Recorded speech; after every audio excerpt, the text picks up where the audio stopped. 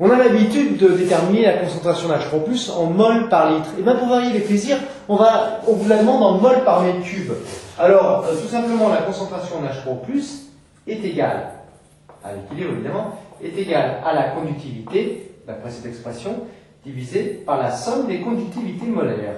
Alors, attention évidemment à l'unité. Alors, on se permet de faire une petite vérification des unités. Sigma étant Siemens mètre-1. Et ces Siemens mètre-1, on les divise par quoi? Par les conductivités molaires ioniques qui sont en quoi? Qui sont en Siemens mètre carré mol-1. Donc Siemens mètre carré mol-1. Eh bien, on va simplifier. Ça nous donne quoi?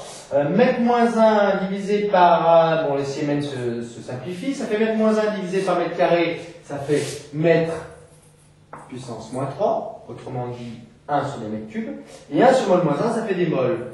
Donc l'unité trouvée sera en mol par mètre cube. Il nous suffit de faire le calcul maintenant de la concentration d'H3+, et on obtiendra bien cette concentration en mol par mètre cube. Donc ça nous donne sigma est égal à 0,05 divisé tout simplement par 35 10-3 plus 5,46. Je mets habilement le 10-3 en facteur. Ce qui nous donne pour H3+, à l'équilibre, 1,24 environ, 1,24 mol par mètre cube. Et on n'oublie pas d'encadrer pour que le correcteur ne puisse pas oublier cette réponse. Restons à l'échelle humaine, et on ne veut non plus des H3+ à l'équilibre en mol par mètre cube, mais en mol par litre.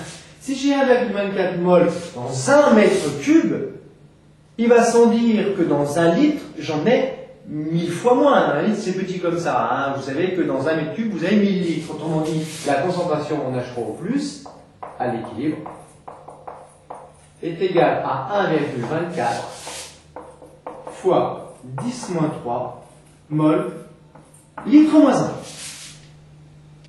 Taux d'avancement final maintenant de la réaction. Eh bien, on sait que le taux d'avancement final, c'est égal à quoi? C'est égal tout simplement au rapport entre H3+ à l'équilibre et C0. Ce qui signifie que ce taux d'avancement final est égal à 1,24 10-3 mol par litre, divisé par la concentration apportée d'acide formique qui vaut 10-2, ce qui nous donne une valeur de 0,124.